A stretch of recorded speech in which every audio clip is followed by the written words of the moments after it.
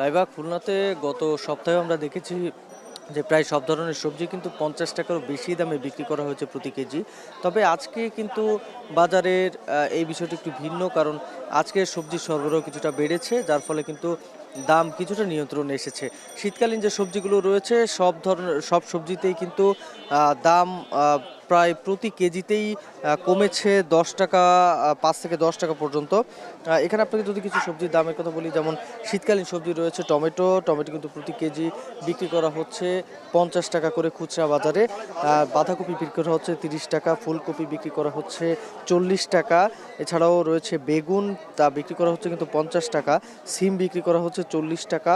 মূলা প্রতি কেজি বিক্রি করা হচ্ছে ৩০ টাকা। এছাড়াও লাউ প্রতি পিস বিক্রি করা হচ্ছে ৪৫ থেকে ৫০ টাকা করে।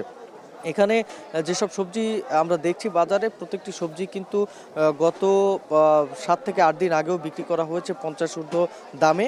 তবে সেই দাম কিন্তু কিছুটা নিয়ন্ত্রণে এসেছে। ৫০ টাকার নিচে প্রায় সব ধরনের সবজি কিন্তু চলে এসেছে। তবে কাঁচামরিচের দাম কিন্তু আমরা কম দেখতে পাচ্ছি না, কারণ আজকে কিন্তু কাঁচামরিচ বিক্রি করা হচ্ছে ১২০ টাকা করে প্রতি কেজি।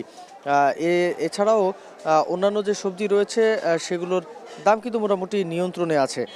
এখানকার ব্যবসায়ীরা বলছেন যে গত কয়েকদিন কিন্তু খুলনায় সবজির যে সরবরাহ সেটি কম ছিল, যার ফলে পাইকারি যে জায়গাগুলো থেকে সবজির কিনে থাকেন এই খুচরা ব্যবসায়ীরা, সেই জায়গাগুলোতে সবজির যে দাম সেটি বেশি ছিল, যার ফলে খুচরা বাজারগুলোতেও সবজির যে দাম সেটি অনেকটাই বেশি ছিল। যার ফলে কিন্তু এখানে আমরা দেখেছি যে ক্রেতারাও কিন্তু বেশ অসন্তুষ্ট ছিল যে সবজির, যেহেতু শীতকালের এই সময়টাতে কিন্তু সবজির যে সরবরাহ সেটি অনেকটাই বেশি থাকে। তবে এখানে সবজির যে দাম সেটি বর্তমানে নিয়ন্ত্রণে আসাতে কিন্তু সন্তোষ প্রকাশ করেছেন এখানকার যারা ক্রেতারা রয়েছেন। তারা সব মিলিয়ে বলে চলে যে শীতের সবজি সরবরাহ অনেকটাই ভালো রয়েছে এবং দামও নিয়ন্ত্রণে রয়েছে। তো লাইভে এই ছিল আমার কাছে খুলনা থেকে সবজি বাজারের সবশেষ খবর। খুলনা নগরীর মিস্ত্রিপাড়া থেকে যুক্ত ছিলেন সহকর্মী রামিম চৌধুরী, জানাচ্ছিলেন সবজির বাজারের পরিস্থিতি।